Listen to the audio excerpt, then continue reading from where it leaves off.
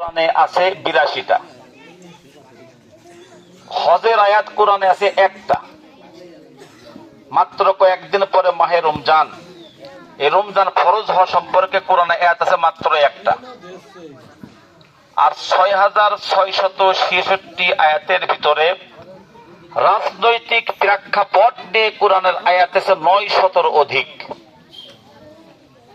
২ number, আপনারা সবাই জানা থাকলে সাক্ষ্য দেবেন, রাসূল সাল্লাল্লাহু আলাইহি ওয়াসাল্লাম কি প্রেসিডেন্ট ছিলেন? হযরত আবু বকর, ওমর, উসমান, আলীরা কি প্রেসিডেন্ট ছিলেন? রাজনীতি করা ছাড়া কি প্রেসিডেন্ট হওয়া যায়? আল্লাহ তাআলা বলেছেন, লাকাদ কানা লাকুম ফি রাসূলিল্লাহি উসওয়াতুন হাসানাহ, রাসূলের আদর্শ তোমাদের জন্য উত্তম আদর্শ। আল্লাহ তাআলা কোরআনে বলেছেন, ফাকাতিল ফি সাবিলিল্লাহি লা তুকাল্লাফু ইল্লা নাফসাকা ওয়া হাররিদিল মুমিনিন।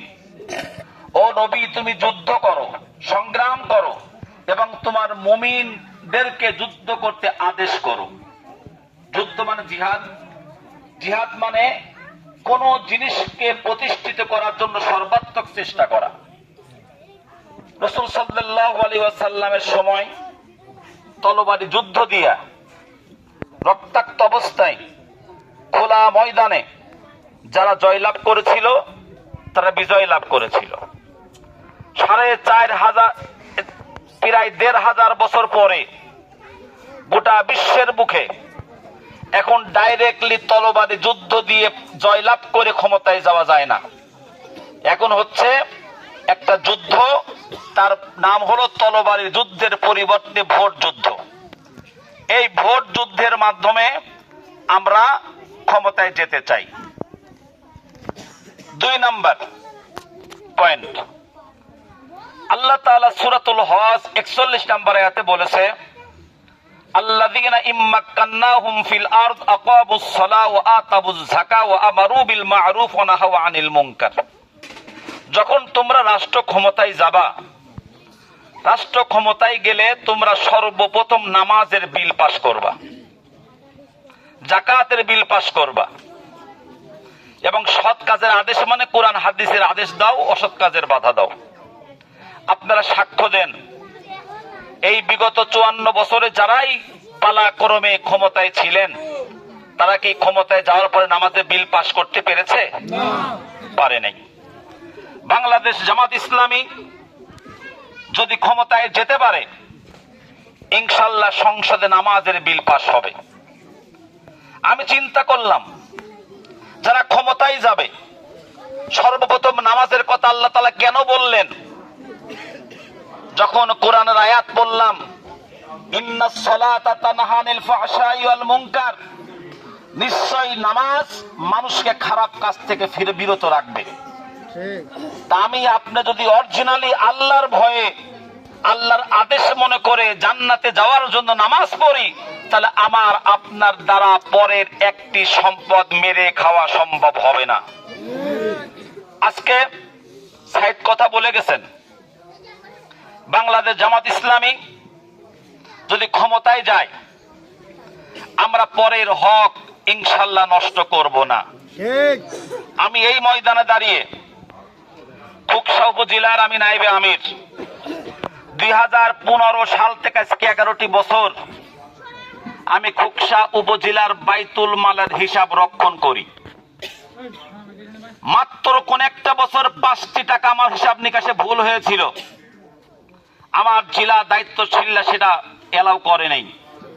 পর ৩ দিন প্রতিটা খাতা যোগ বিয়োগ করে যখন আমি ওইটা মিল করতে পেরেছিলাম, তখন জেলা নেতৃবৃন্দ সই করেছিল খাতায়। জামাত ইসলামী যদি এত স্বচ্ছতা সংগঠনের প্রতি দেখাইতে পারে, তাহলে ইনশাআল্লাহ রাষ্ট্র ক্ষমতায় গেলে দেখানো সম্ভব। আপনারা জানেন, ৪ দলীয় জোট যখন ক্ষমতায় গিয়েছিল, ২ জন মন্ত্রী ছিল জামাত ইসলামের। ওই সময় ফখরুদ্দিন আমলে ক্লিন হার্ট অপারেশনের সময় এদেশের প্রত্যেকটি বড় বড় এমপি মন্ত্রী জেলে গিয়েছিল দুর্নীতি দমনের কমিশনার মামলায়। কিন্তু আমাদের জামাত ইসলামের ২টা মন্ত্রী তাদের বিরুদ্ধে দুর্নীতির অভিযোগে ১টি টাকার প্রমাণ করতে সক্ষম হয়নি। আমরা কথা দিয়ে গেলাম, আজকে যদি আমরা ক্ষমতায় যেতে পারি ইনশাল্লাহ আমরা পরের হক নষ্ট করব না। যখন করব না তাহলে সরকারি বরাদ্দ যা আসবে তখন কি ভাগে যার যতটুকু দরকার আপনারা পাবেন না? আজকের এই রাত্রে আল্লাহকে সাক্ষী রেখে ওয়াদা করে গেলাম, আমরা কিন্তু জামাত ইসলামী আফজাল ভাই একটা নাম মাত্র, জামাত ইসলামের এমপি হলে ইনশাল্লাহ আমরা সবাই এমপির ভূমিকা পালন করতে সক্ষম হব। আফজাল জাস্ট একটা নাম মাত্র। আজকে যদি সরকারি যা বরাদ্দ আসবে, আমার শিমুল রাস্তার কথা বলেছে, গত 2 দিন আগে আমি ভোট চাইতে আসে রাস্তা আমাকে দেখিয়েছে, একটা কাঁচা রাস্তা। শুধু রাস্তা নয়, একজন বিধবা মানুষ, একজন বয়স্ক মানুষ, যার যতটুকু অধিকার আছে পাওয়ার মতো, আমরা ইনশাল্লাহ তার দ্বারে দ্বারে ঘুরে ঘুরে তার অধিকারকে বোঝানোর চেষ্টা করবো সর্বাত্মক ভাবে। ইনশাল্লাহ কথা দিয়ে গেলাম, যেহেতু আমরা দুর্নীতি করব না। আপনারা জানেন আমাদের আমিরে জামাত ঘোষণা করেছেন আমরা সরকারি কোনো বরাদ্দ আমরা নিব না, গাড়ি পর্যন্ত নিব না। তাহলে আপনারা কি বিশ্বাস করতে পারেন না আমরা ক্ষমতায় গেলে আপনার অধিকার আপনি বুঝে পাবেন? বিশ্বাস করেন? আমরা কথা দিয়ে গেলাম ইনশাল্লাহ আপনারা পাবেন। প্রিয় ভাই বারাবার, আমার যে তার একটা প্রোগ্রাম রয়েছে আমবাড়িয়াতে, আমি সেখানে যাব। এজন্য আপনাদের প্রতি আমার আকুল আবেদন, আপনারা এবারের জন্য একটাবার দাঁড়িপাল্লা একটা ভোটটা দিবেন, নিজে দিবেন, আপনাদের পরিবার পরিজন যারাই আছে আর একজনকে একটু আপনারা ভোটটা চেয়ে দেবেন। আশা কি আমরা করতে পারি? আশা করতে পারি ইনশাল্লাহ, আমরা আশা করতে পারি ইনশাল্লাহ। আপনারা কথা দিলেন, আপনারা ভোট দিবেন, নিজে দিবেন, একজনের কাছে ভোটটা নিয়ে দেবেন দাঁড়িপাল্লার পক্ষে, ইনসাফের পক্ষে। আমরা কি চাই? এই যে গত 13 নভেম্বর আমি মাহফিল করতে গেলাম বরিশাল ভুলায়, অনেক মাহফিল কথাটা আমি বলেছি। মাহফিল শেষ করে যখন ওই বাড়িতে আমি শুইতে যাব, যিনি আমার ভোলা লঞ্চ ঘাট থেকে আমাকে মোটরসাইকেল নিয়ে গেছে, উনি দেখে মোটরসাইকেল বাড়ির বাইরে এরকম বাইরে রেখে দিয়েছে। আমি ওনাকে প্রশ্ন করলাম যে ভাই গাড়িটা ঘরে তুলবেন না? বললেন না হুজুর, আমার গাড়ি বাইরেই থাকে। এলাম চুরি হয়ে যাবে না? বলে আমাদের এলাকায় মোটরসাইকেল চুরি হয় না। বরিশাল জেলার মেহেন্দিগঞ্জ উপজেলা ভোলার সীমান্তে। আচ্ছা বলেন, একটা সংসদ সদস্য কাছে আপনারা কি চান? আপনি চুরি বন্ধ হবে, জামাত ইসলামী ক্ষমতায় গেলে সন্ত্রাসী হবে না, চাঁদাবাজি হবে না, ডাকাতি হবে না। আমার মেয়ে আপনার মেয়ে রাস্তাঘাটে দিন দুপুরে ঘুরে বেড়াবে, রাতের অন্ধকারে ঘুরে বেড়াবে, আপনার মেয়ে আপনার স্ত্রীকে ধর্ষিতার কোনো সম্ভাবনা থাকবে না ইনশাআল্লাহ। আমরা নিশ্চয়তা দিতে পারি।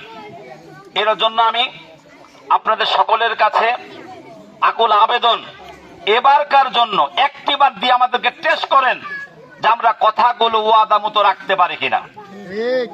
যদি রাখতে না পারেন জীবনে ভোট চাইতে আসবো না। যদি পারি ইনশাল্লাহ আপনারা আমাদেরকে খুঁজে নেবে যে আমাদের অমুক দলকে ভোট দেওয়ার দরকার। সর্বশেষ, আমাদের এলাকায় একটা রিউমার আছে, দাঁড়িপাল্লা ভোট দিলে নাকি জান্নাতে যাওয়া যাবে। এটা আমাদেরকে রিউমার ছাড়ানো হচ্ছে ভাই। দাঁড়িপাল্লা ভোট দিলে জান্নাতে যাওয়া আমাদের জামাত ইসলামের কোন দায়িত্বশীল মুখ থেকে কেউ ভিডিও ফুটেজ দেখাইতে পারবেন না। এটা প্রচার করা হচ্ছে। কেন প্রচার করছে জানেন? জামাতের বিরুদ্ধে চাঁদাবাজির কেউ দোষ দেয় তাহলে কিন্তু কেউ বিশ্বাস করবে না। এজন্য জামাত ইসলামী জান্নাতে টিকিট বিক্রি করে না, জামাত ইসলামী জান্নাতে যাওয়ার রাস্তা দেখাইয়া দেয়। এই পথে চললে জান্নাতে যাওয়া যাবে। এজন্য আসুন আমরা ভালো কাজে অংশগ্রহণ করি। দাঁড়িপাল্লার ভোটের আশাবাদ ব্যক্ত করেই আমি আমার সংক্ষিপ্ত কথা শেষ করছি। আমা তাওফিক ইল্লা বিল্লাহ। আসসালাম।